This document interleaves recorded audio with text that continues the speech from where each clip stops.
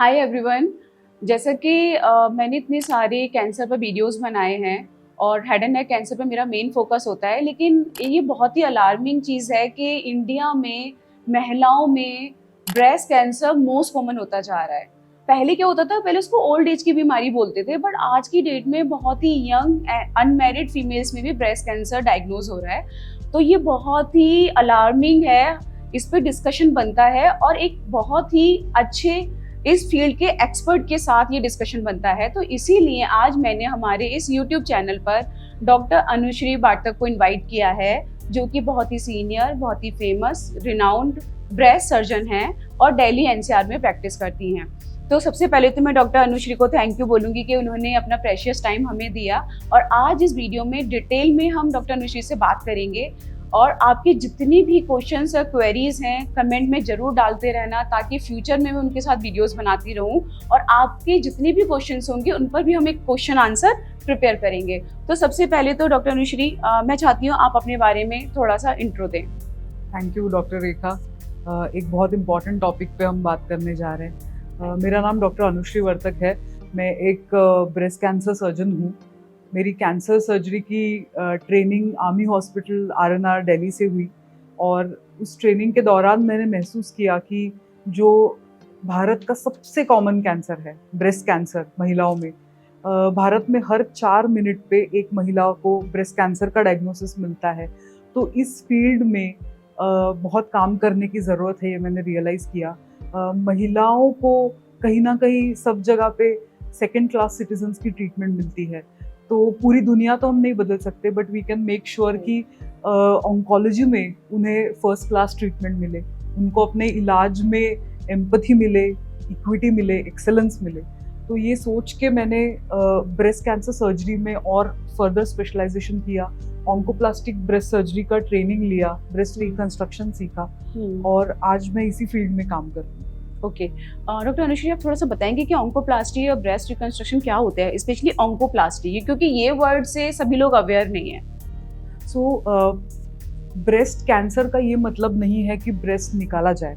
बहुत सारे केसेस में हम ब्रेस्ट बचा सकते हैं और ये ब्रेस्ट बचाने के लिए हम ऑन्कोलॉजी और प्लास्टिक सर्जरी दोनों के प्रिंसिपल्स को मिला के ऑन्कोप्लास्टिक सर्जरी करते हैं, ताकि जब हम जो कैंसर वाला हिस्सा है वो निकाले, जो ऑन्को पार्ट है, और रिमेनिंग ब्रेस्ट को हम अच्छे से मॉड्यूलेट करके रीशेप कर पाए, जो कि प्लास्टिक सर्जरी का पार्ट है। ओके, तो डॉक्टर अनुश्री, ऐसा क्या मतलब चेंज आया है कुछ डिकेड्स में, कुछ सालों में, कि इतना ब्रेस्ट कैंसर क्यों बढ़ रहा है?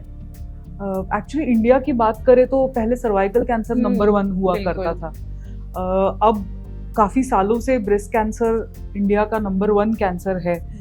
भारत में हर साल लगभग 2 लाख से भी ज़्यादा केसेस रिपोर्ट होते हैं, अनरिपोर्टेड तो और भी ज़्यादा हैं। अगर कैंसर के हम कारण देखें तो 30% cancers are because of lifestyle, 30% are environmental, 30% are tobacco related overall cancer overall, and 10% are because of some genetic factors.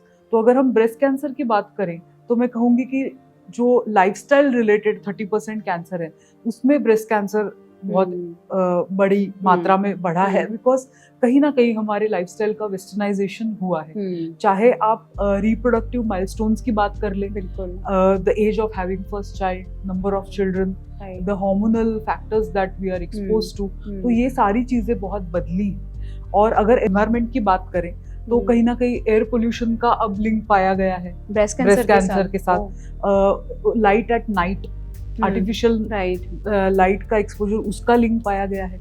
काफी सारे केमिकल्स हैं जिसका लिंक है ब्रेस्ट कैंसर के साथ। तो कहीं ना कहीं एनवायरमेंटल फैक्टर्स और लाइफस्टाइल फैक्टर्स, इन दोनों के वजह से कैंसर केसेस बढ़े हैं।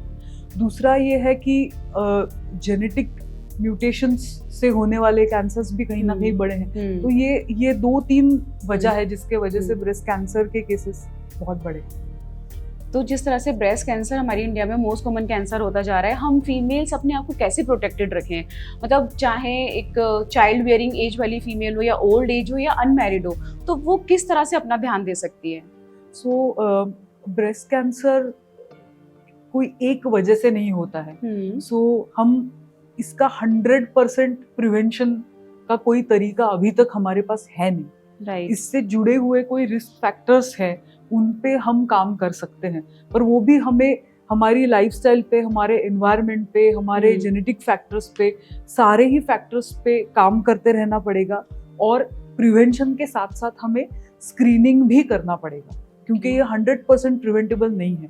मैं कहूँगी कि आप अपनी लाइफस्टाइल पे, अपने एनवायरनमेंट पे अगर कोई फैमिली हिस्ट्री है तो इन फैक्टर्स पे आप काम करें। तो इसमें कुछ फैक्टर्स हैं जो जिन पे हमारा कंट्रोल है, जो नॉन मॉडिफाइबल फैक्टर्स हैं, और कुछ फैक्टर्स पे हमारा कंट्रोल नहीं होता है, जैसे the family that we are born into, हमारा the age of starting our periods. तो इस टाइप के फैक्टर्स है जिन पे हमारा कोई कंट्रोल नहीं है, वो नॉन मॉडिफाइबल। तो इन मॉडिफाइबल फैक्टर्स पे आप काम कर सकते हैं। जो नॉन मॉडिफाइबल फैक्टर्स है, फैमिली हिस्ट्री हो गया, रिप्रोडक्टिव माइलस्टोन्स हो गए, इनके बारे में आप अवेयर हो सकते हैं, ताकि अगर इसमें से कोई रिस्क फैक्टर आपके लाइफ में है तो आप स्क्रीनिंग शुरू कर सकते हैं as per your age and as per your risk. तो ये प्रिवेंशन और स्क्रीनिंग जो है, दोनों चीजें हमें ब्रेस्ट कैंसर में चाहिए। तो स्क्रीनिंग में आप कुछ बताएंगे कि ऐसा क्या करना चाहिए हम लोगों को? सबसे इम्पोर्टेंट बात है कि हमें 20 साल की उम्र से ही, आप समझ लीजिए कॉलेज ग्रेजुएशन होते से ही हमें ब्रेस्ट अवेयर बनना है। We have to start being breast aware. तो उसमें 3 चीजें हैं। एक है कि एज वी डिस्कस्ड कि ब्रेस्ट कैंसर के रिस्क फैक्टर्स हैं, उसके बारे में अवेयर बनना। आपके लाइफ में कौन से ये रिस्क फैक्टर्स मौजूद हैं, उसके बारे में अवेयर बनना।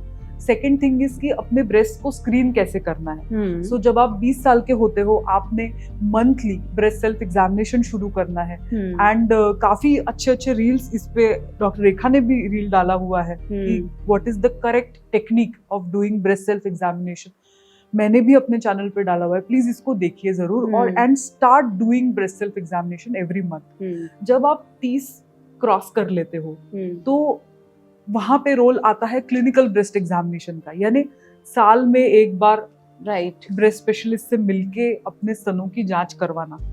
और जब आप 40 क्रॉस कर लेते हो तो उसमें रोल आता है अपॉर्चुनिटिस्टिक स्क्रीनिंग का, कि आप मैमोग्राफी से स्क्रीनिंग करवा सकते हैं ब्रेस्ट कैंसर का। तो ये जो है कॉमन चीजें हैं ब्रेस्ट कैंसर स्क्रीनिंग में।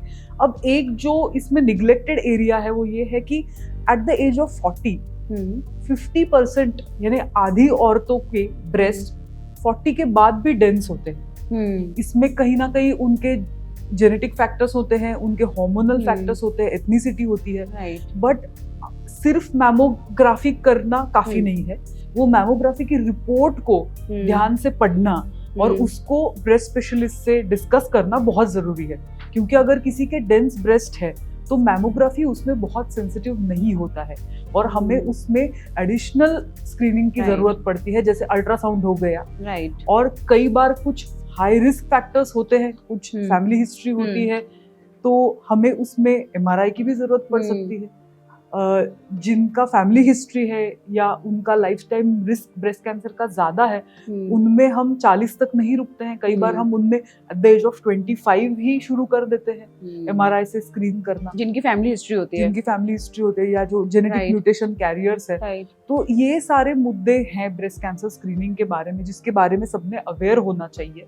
और लास्ट मुद्दा है अबाउट ब्रेस्ट अवेयरनेस की अपनी ब्रेस्ट हेल्थ को प्रायोरिटाइज करना चाहिए। हम हमेशा अंडर एस्टिमेट करते हैं how much our breasts mean to us physically, psychologically, sexually, socially. तो उसको अंडर एस्टिमेट ना करते हुए हम अगर ब्रेस्ट हेल्थ को प्रायोरिटी देंगे तो हम ये प्रिवेंशन, स्क्रीनिंग, अच्छा समय से ट्रीटमेंट कराना, ये सारी चीजें अचीव कर पाएंगे। इनफैक्ट ब्रेस्ट में प्रॉब्लम होती है, फैमिली मेंबर्स का शेयर ही नहीं करती बहुत सारी फीमेल्स, बिकॉज ऑफ दी मतलब like atmosphere of that house, या फिर उन्हें थोड़ा शाइनेस होता है कि नहीं कैसे शेयर करें, वो शर्माती हैं, घर में किसी भी फैमिली मेंबर्स के साथ डिस्कस नहीं करती हैं। तो ये सारे इश्यूज हैं। अच्छा, नेक्स्ट है डॉक्टर अनुश्री कि अगर किसी को स्क्रीनिंग में डायग्नोज हो रहा है, जैसे नॉर्मली वो उन्होंने कराया मैमोग्राम या अल्ट्रासाउंड, उसमें कुछ सस्पिशियस है, तो क्या आगे फर्दर करना चाहिए उसको? करेक्ट, क्या अप्रोच रहनी चाहिए? एक्चुअली स्क्रीन डिटेक्टेड जो ब्रेस्ट कैंसर होते हैं वो अर्ली स्टेज पे डिटेक्ट होता है। मतलब कोई अगर सिम्टम्स लेके आ रहा है तो कहीं ना कहीं वो कैंसर की गांठ या उसकी जो प्रॉब्लम है वो थोड़ी बड़ी होने के बाद ही लोग डॉक्टर को दिखाते हैं। बट अगर आप स्क्रीनिंग में हैं, आप मैमोग्राफी करा रहे हैं या आप 30 से ही आप अगर क्लिनिकल ब्रेस्ट एग्जामिनेशन करा रहे हैं और उसमें अगर डिटेक्ट होता है तो पॉसिबिलिटी है कि अर्ली स्टेज में डिटेक्ट हो सकता है प्री कैंसरस स्टेज जो DCIS हम जिसको कहते हैं कि कैंसर नहीं बना है, स्टेज 0 जो है उसमें डिटेक्ट हो। तो वेस्टर्न कंट्रीज में जैसे US हो गया, यूरोप हो गया, उनके स्क्रीनिंग प्रोग्राम दशकों से चल रहे हैं, काफी डिकेड से चल रहे हैं। तो वहां पे स्क्रीनिंग में डिटेक्ट हुए कैंसर्स जो है वो ज्यादा पाए जाते हैं। और इंडिया में क्योंकि हमारा मैमोग्राफी बेस्ड स्क्रीनिंग प्रोग्राम नहीं है और हमारा जो नेशनल स्क्रीनिंग प्रोग्राम है जो क्लिनिकल एग्जामिनेशन पे बेस्ड है मेडिकल एंड पैरामेडिकल स्टाफ से, उसका भी कवरेज बहुत ज्यादा नहीं है। तो उस वजह से हमारे पास सिम्टम डिटेक्टेड या लेट स्टेज में ज्यादा डायग्नोसिस होता है। तो अर्ली स्टेज में डायग्नोसिस होने का ये फायदा है कि आपका सर्वाइवल बहुत ज्यादा है, मोर देन 95% सर्वाइवल है। ब्रेस्ट को सेव करना ऑलमोस्ट 60 to 70% केसेस में पॉसिबल हो जाता है। और अगर बहुत अर्ली स्टेज में डिटेक्ट होता है तो एक चांस है कि आप सिंगल मोडालिटी है जैसे सर्जरी है उससे क्योर कर पाए। हो सकता है कि कीमोथेरेपी और रेडिएशन हो सकता है कि आप अवॉइड कर पाए। बात डॉक्टर अनुश्री ने बोली है और ये मतलब सोचो आपकी पूरी क्वालिटी ऑफ लाइफ को चेंज कर सकती है। इंसिडेंटल फाइंडिंग हुई, बहुत अर्ली स्टेज में डायग्नोज हुआ, सर्जरी हुई, अब बिल्कुल ठीक हो गए, आपको कीमो की जरूरत नहीं है, रेडिएशन की जरूरत नहीं है। तो ये बहुत मैसेज है डॉक्टर अनुश्री की तरफ से और मेरी तरफ से कि स्क्रीनिंग अपनी लाइफ का एक पार्ट बनाइए टू ऑल द फीमेल्स। बिल्कुल राइट। तो जैसे कि डॉक्टर अनुश्री आपने बोला कि इंसिडेंटल फाइंडिंग्स में डायग्नोज जाता है तो इतना अच्छा रिजल्ट आता है एंड सिंगल मॉडलिटी से ठीक हो जाते हैं, लेकिन हमारे इंडिया में वो कल्चर है ही नहीं स्क्रीनिंग का, जो कि आपका प्रयास रहता है लोगों को अवेयर करने का। लेकिन ज्यादातर लोग ना सिम्टोमेटिक होने पर आते हैं। तो ऐसे कौन से रेड फ्लैग साइन है जो फीमेल्स को इग्नोर नहीं करने चाहिए? कुछ ऐसे वार्निंग साइंस कह लीजिए या सिम्टम्स कह लीजिए कि जो अगर आपको महसूस होते हैं during your breast self examination या at any point of time, तो बिल्कुल डरना नहीं है, ब्रेस्ट स्पेशलिस्ट के पास जाके एग्जामिनेशन कराना है। सपोज अगर आपके स्तनों में कोई गांठ है, अगर स्तनों का साइज अचानक से चेंज हुआ है, बड़ा हो गया है, या कोई असिमेट्री है दोनों ब्रेस्ट में, बहुत बार पहले से शुरुआत से ही असिमेट्री होती है ब्रेस्ट में, इसीलिए इम्पोर्टेंस है मंथली ब्रेस्ट सेल्फ एग्जामिनेशन का कि जो आपके लिए नॉर्मल सी है वो आप उससे समझ जाएंगे तो जल्दी पकड़ पाएंगे कि अबनॉर्मलिटी क्या है। तो अगर कोई साइज या शेप में उसके सरफेस में, स्किन में कोई आपको फर्क नजर आ रहा है, अगर निपल सडनली अंदर चला गया या किसी तरफ मुड़ गया, निपल से डिस्चार्ज होना, ब्रेस्ट की स्किन थिक बनना, रेडनेस आना और कोई अल्सर या नोड्यूल बनना ब्रेस्ट की स्किन पे, अगर आर्म पिट में कोई आपको गांठ जैसा लग रहा है, आर्म पिट की स्किन में कोई चेंज आ रहा है, आर्म में कोई अनएक्सप्लेन्ड पेन हो रहा है, तो ये सारे वार्निंग साइंस है ब्रेस्ट कैंसर से रिलेटेड हो सकते हैं। ब्रेस्ट में पेन होना, अब ब्रेस्ट पेन और ब्रेस्ट कैंसर का भी रिश्ता है। पेनलेस लम्प ये ज्यादा सिनिस्टर, ज्यादा खतरनाक होता है। ब्रेस्ट पेन 5% ब्रेस्ट कैंसर में होता है, तो इसलिए मैं हमेशा कहती हूँ, बट ब्रेस्ट पेन सबसे कॉमन सिम्टम है बिल्कुल महिलाओं में। तो मैं हमेशा कहती हूँ कि ब्रेस्ट पेन को आपने इग्नोर नहीं करना चाहिए। एक्चुअली फीमेल्स का ना ये माइंडसेट होता है कि पीरियड से कुछ दिन पहले ब्रेस्ट पेन होगा जो कि टाइम के साथ सबसाइड हो जाएगा। कुछ लोगों में ये हिस्ट्री होती है कि शुरू में तो नहीं होता था, अब होने लगा है, मतलब they think it's physiological change. तो कुछ ऐसा डिफरेंट पैटर्न है पेन का जो हमें मतलब कंसीडर करना है कि ये सही नहीं है। Correct. So as you mention कि पीरियड से 1 या 2 हफ्ता पहले हैवीनेस लगना, पेन लगना, ये नॉर्मल है, ये सॉर्ट ऑफ मतलब साइक्लिकल ब्रेस्ट पेन होता है। बट अगर पीरियड से अनरिलेटेड पेन है, एक ही जगह पे कॉन्स्टेंटली फोकल पेन है, एक ही जगह पे हो रहा है, और यूनिलैटरल, मतलब एक ही साइड पे एक ही जगह पे पेन हो रहा है, साथ में कोई और सिम्टम है लंप जैसा, निपल डिस्चार्ज जैसा, तो ऑल द मोर रीजन कि आप इसको चेक करें। नेक्स्ट क्वेश्चन मैं आपसे डॉक्टर अनुश्री ये पूछना चाहूंगी कि जब भी कोई अगर डायग्नोज हो रहा है ब्रेस्ट कैंसर से, तो ऐसा कभी भी किसी भी लेवल पे पॉसिबल है कि सर्जरी का रोल ना रहे? क्योंकि मैं आपसे इसलिए पूछ रही हूँ ये क्वेश्चन क्योंकि मेरे पास बहुत सारे पेशेंट ऐसे आए जिन्होंने कहीं ना कहीं किसी ने उनको बताया कि आप इम्यूनोथेरेपी ले लो, ठीक हो जाओगे, जरूरत नहीं पड़ेगी सर्जरी कराने की। बहुत सारे लोग ऐसे आए जिन्होंने कीमोथेरेपी लिया, वो डिजीज फ्री थे, तो उन्होंने सोचा अब सर्जरी कराने की जरूरत नहीं है क्योंकि अब तो कैंसर खत्म हो गया। तो ऐसा कोई फेज या ऐसा कोई स्टेज है जिसमें हम सर्जरी को स्किप कर सकते हैं? आज की तारीख में तो नहीं। एक्चुअली अगर आप अर्ली ब्रेस्ट कैंसर की बात करें, मतलब स्टेज 1-2 में जहाँ पे सिर्फ ब्रेस्ट में छोटी सी गांठ है, आर्मपिट में लिम्फ नोड्स 1 हाथ 2 है या नहीं है, तो इस अर्ली स्टेज में हम पहले सर्जरी करते हैं। ओके। और इसमें कोई भी ब्रेस्ट कैंसर का केस आता है तो उसमें हम उसका स्टेज क्या है देखते हैं, यानी वो कहाँ तक फैला हुआ है, और एक और चीज देखते हैं बायोप्सी की रिपोर्ट पे कि उसका स्वभाव कैसा है, यानी उसका बायोलॉजी कैसा है। तो अगर गुड बायोलॉजी डिसीज है, अर्ली स्टेज डिसीज है, तो उसमें सर्जन जो होता है उसका रोल ओपनिंग बैट्समैन जैसा है, राइट, कि एक पहला स्ट्रॉन्ग और प्रिसाइज कैंसर पे वार जो है वो सर्जन करता है। अब किसी का अगर बैड बायोलॉजी डिसीज है, for example triple negative breast cancer है या HER2 पॉजिटिव ब्रेस्ट कैंसर है, ये बहुत जरूरी चीज है। बहुत से लोग मुझसे क्वेश्चन पूछते हैं अनुश्री कि इसमें ना ER/PR पॉजिटिव है, HER2 नहीं है, तो क्या मुझे सर्जरी कराना है या कीमो लेना है, क्या करना है? तो इसको थोड़ा सा और अच्छे से एक्सप्लेन करना आप। श्योर। सो बेसिकली जब ब्रेस्ट कैंसर का पेशेंट आता है तो उसका हम ट्रिपल असेसमेंट करते हैं। ओके। कि उसको डॉक्टर जो ब्रेस्ट सर्जन है या ऑन्कोलॉजिस्ट है वो उसको एग्जामिन करता है, फिर उसका इमेजिंग होता है। ब्रेस्ट में आप मैमोग्राफी करा ले, अल्ट्रासाउंड होता है, कभी कभी MRI करना पड़ता है, फिर एक हम स्टेजिंग इन्वेस्टिगेशन करते हैं। ओके। तो उसमें आर्मपिट्स का अल्ट्रासाउंड होता है देखने के लिए कि वहाँ लिम्फ नोड्स है कि नहीं। अगर अर्ली स्टेज अगर है तो हमें और ज्यादा स्टेजिंग करने की जरूरत नहीं पड़ती, बट अगर लिम्फ नोड्स इन्वॉल्व है, अगर हमें लग रहा है कि कहीं ना कहीं लोकली एडवांस्ड कैंसर है, तो फिर हम उसका या तो CT स्कैन कराते हैं, थोरैक्स का मतलब चेस्ट का, एब्डोमेन का, बोन स्कैन कराते हैं, या एज अ ऑप्शन हम पेट स्कैन कराते हैं। तो ये सारे स्टेजिंग इन्वेस्टिगेशंस हम कराते हैं। और बायोप्सी होता है, आजकल FNAC हम नहीं करते हैं, बायोप्सी करते हैं। तो बायोप्सी से हमें 100% कंफर्मेशन मिलता है कि ये कैंसर ही है, इसका ग्रेड क्या है, इसका मतलब ये कितना अग्रेसिव है, इसका स्वभाव कैसा है। तो उसमें हम ये 4 मार्कर्स देखते हैं, ER/PR, HER2, Ki-67, ये मिनिमम 4 मार्कर्स हैं।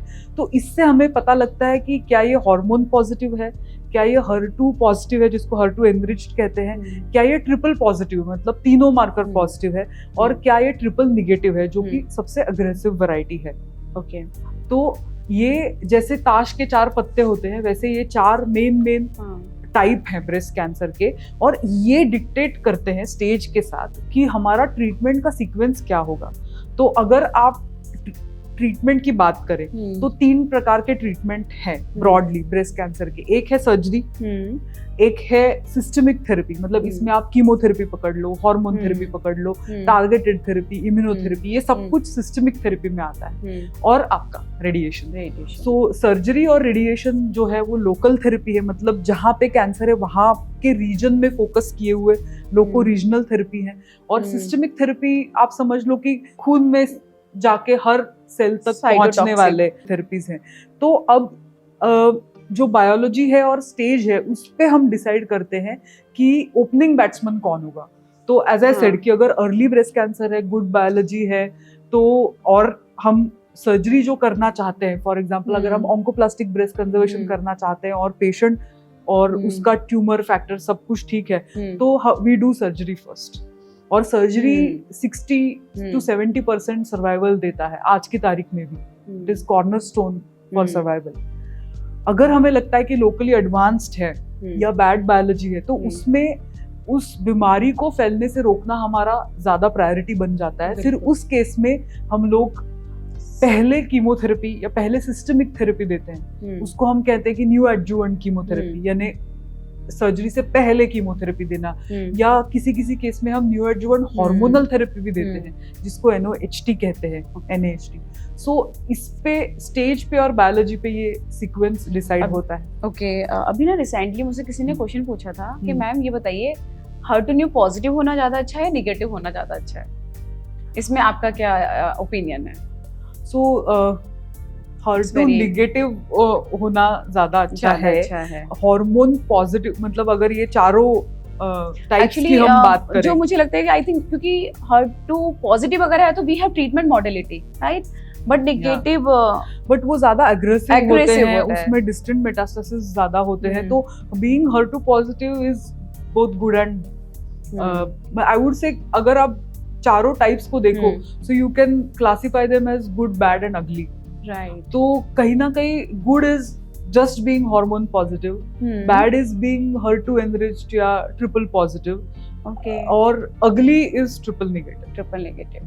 तो आप मुझे बताइए, जैसे कि आपने ऑन्कोप्लास्टी में इतना कुछ कर रखा है, पढ़ाई फेलोशिप ले रखी है, तो ऑन्कोप्लास्टी कहाँ स्टैंड करती है ब्रेस्ट कैंसर सर्जरीज में? ट्रेडिशनली ब्रेस्ट कैंसर का ट्रीटमेंट तो बहुत रेडिकल सी सर्जरी होती थी, मतलब हम उसको कहते हैं कि हल्स्टेडियन एरा, मतलब उसमें ब्रेस्ट, स्किन, मसल्स सब निकाल देते थे। और उस एरा में मतलब एक सेंचुरी पहले ये बिलीव था सबका कि ब्रेस्ट कैंसर एक जगह लिमिटेड होता है शुरुआत में, और वो बाद में फैलता हुआ जाता है। तो शुरुआती दौर में अगर हम बहुत कुछ घमासान सर्जरी कर दे तो उसके आउटकम्स बेटर होंगे। बट नाउ वी नो कि ये ब्रेस्ट कैंसर में माइक्रोमेटास्टेसिस होते हैं, और इसलिए कहीं ना कहीं surgeons have become more humble. We have realized कि ब्रेस्ट कैंसर जो है एक टीम, उसका ट्रीटमेंट कहीं ना कहीं मल्टी मोडालिटी या टीम एफर्ट है, जिसमें सर्जरी का भी रोल है, कीमो का भी रोल है, और रेडिएशन का भी बड़ा रोल है।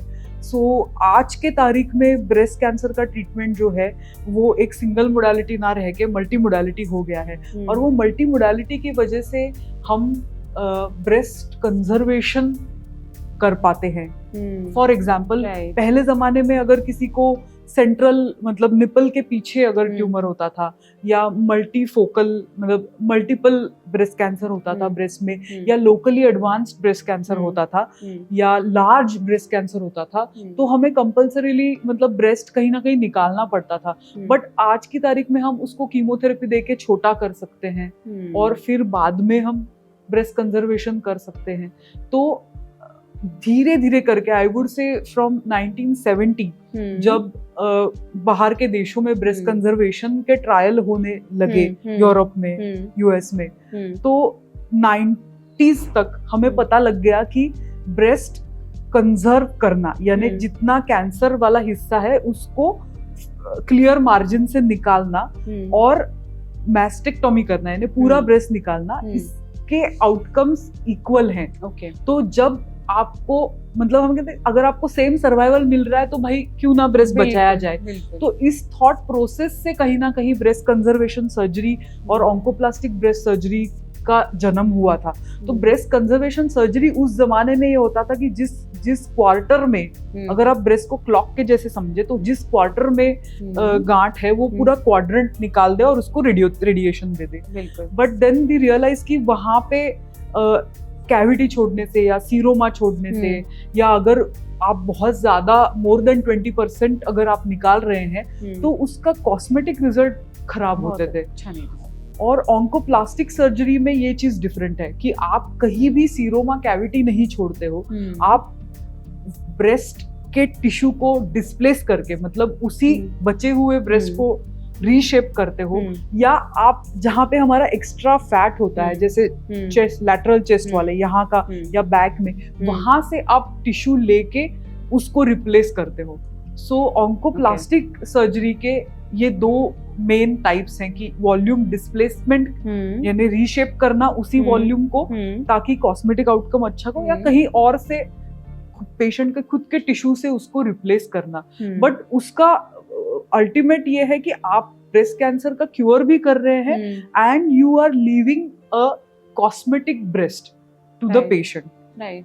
और ऑन्कोप्लास्टिक ब्रेस्ट सर्जरी धीरे धीरे करके इवॉल्व हुआ है। उसका पे बहुत सारा रिसर्च होके उसका ऑन्कोलॉजिकल सेफ्टी, उसका एफिकेसी, उसने पेशेंट्स के लाइफ में जो क्वालिटी ऑफ लाइफ में जो इम्प्रूवमेंट लाया है, ये सारी चीजें प्रूव हुई है रिसर्च से, and now it has become the standard of care. So and so की ट्रेडिशनल ब्रेस्ट कंजर्वेशन सर्जरी अब बचा ही नहीं है। All breast conservation surgery is oncoplastic breast conservation surgery, right, ताकि हम क्योर भी दे पाए और एक अच्छा कॉस्मेसिस क्वालिटी ऑफ लाइफ भी दे पाए, राइट। यानी कि कभी भी कोई भी पेशेंट अगर ब्रेस्ट कैंसर से डायग्नोज हो रहा है तो हमेशा उसको एक ऑप्शन बताना है। बिल्कुल बिल्कुल। और डिसीजन लिया जाएगा कि बाकी की रिपोर्ट्स क्या है, स्टेज क्या है, ग्रेडिंग क्या है, राइट। वी ऑलवेज से कि मैस्टेक्टोमी इज लास्ट रिजॉर्ट। पहले वो फर्स्ट रिजॉर्ट होता था, अब वो लास्ट रिजॉर्ट है। एंड मैस्टेक्टोमी भी अगर करना पड़ रहा है तो भी वो पेशेंट को ऑप्शन देना चाहिए कि हम होल ब्रेस्ट रिकंस्ट्रक्शन भी कर सकते हैं, वो ब्रेस्ट माउंट को हम दोबारा बना सकते हैं, और उसके बहुत सारा पॉजिटिव इम्पैक्ट होता है पेशेंट के साइकोलॉजी पे, उसके सोशल लाइफ पे, फिजिकल लाइफ पे। तो ये सर्जरी में बहुत बड़े एडवांसमेंट्स हुए हैं कि फॉर द सेम सर्वाइवल अगर आपको बेटर आउटकम्स मिल रहे हैं तो आप वो क्यों ना लें।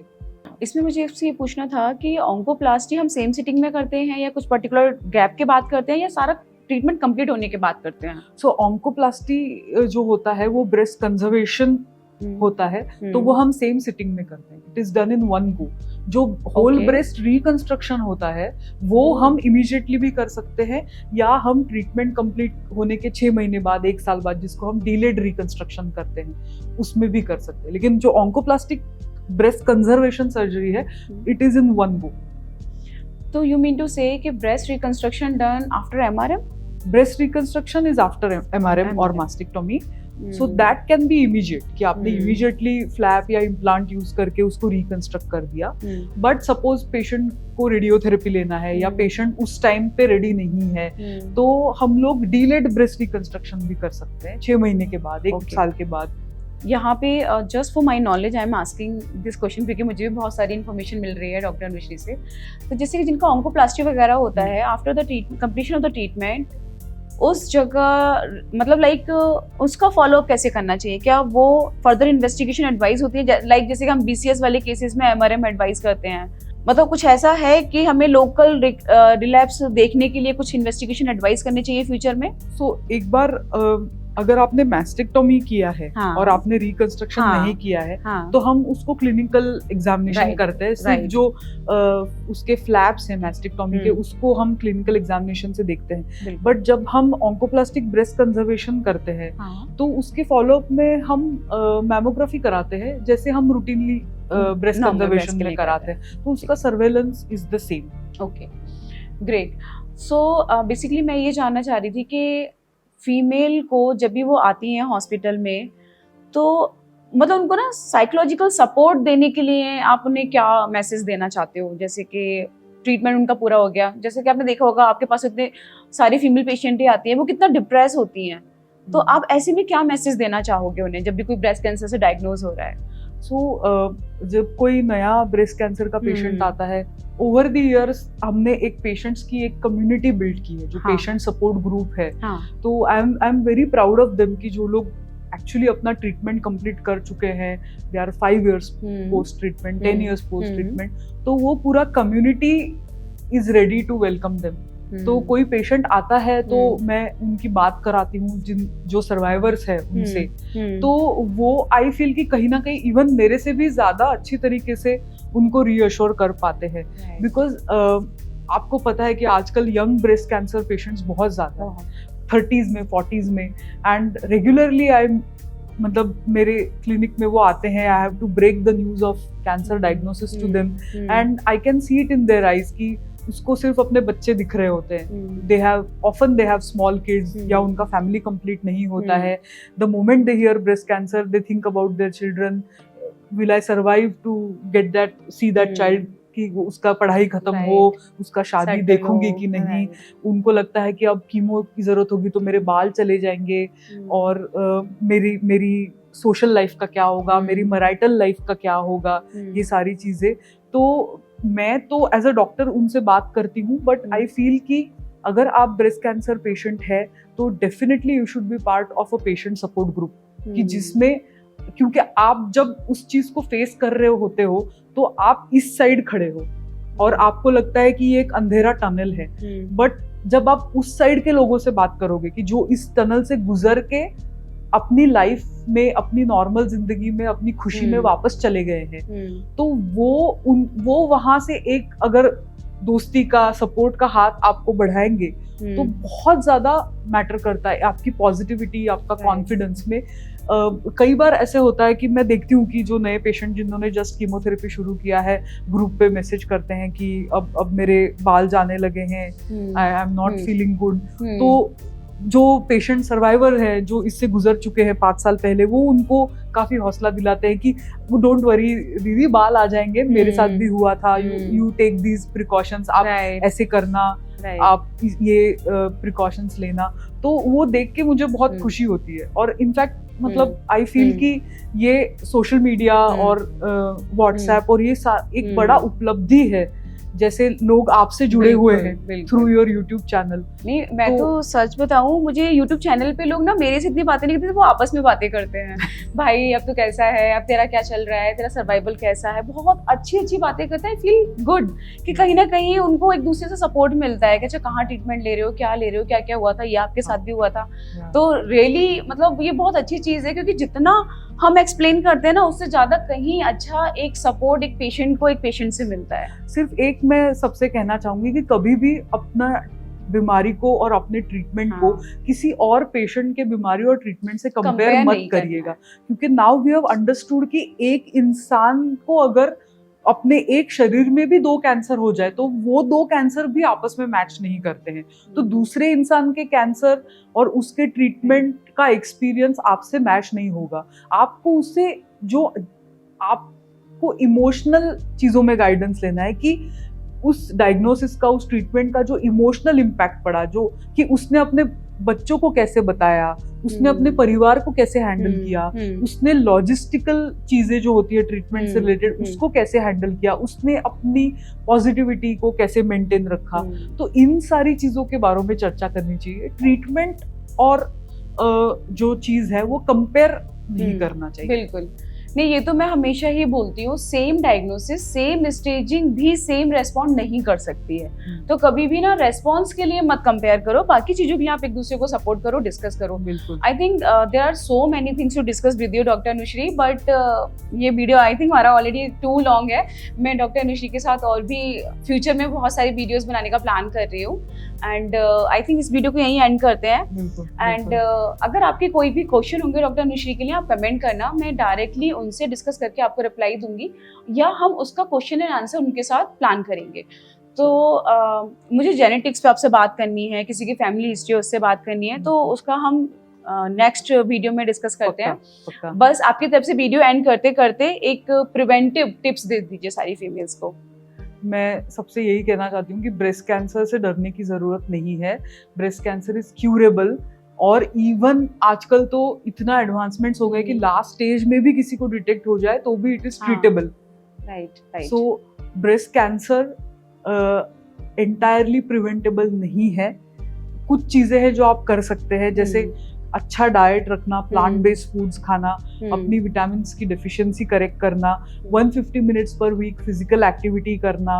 कोई भी अगर हार्मोनल ट्रीटमेंट आप ले रहे हैं तो उसको for proper indication, proper duration के लिए डॉक्टरी सलाह से लेना। कोई सेल्फ मेडिकेशन हार्मोन रिलेटेड नहीं लेना चाहिए। और अगर कोई फैमिली हिस्ट्री है या कोई रिस्क फैक्टर है जिसको आप बदल नहीं सकते हैं, तो ब्रेस्ट स्पेशलिस्ट से डिस्कस करना चाहिए। नाउअडेज हम लोग प्रिवेंटिव ऑन्कोलॉजी कंसल्टेशंस भी करते हैं रेगुलरली। सो प्रिवेंटिव ऑन्कोलॉजी में हम कोशिश करते हैं कि रिस्क फैक्टर्स को, रिस्क को मैनेज करें और क्वांटिटी क्वालिटी ऑफ लाइफ बरकरार रखें। और प्रिवेंशन के साथ स्क्रीनिंग भी जरूरी है। सो ब्रेस्ट सेल्फ एग्जामिनेशन 20s से, क्लिनिकल एग्जाम 30s से, और मैमोग्राफी 40s से, ये जरूर कराना चाहिए। बिल्कुल।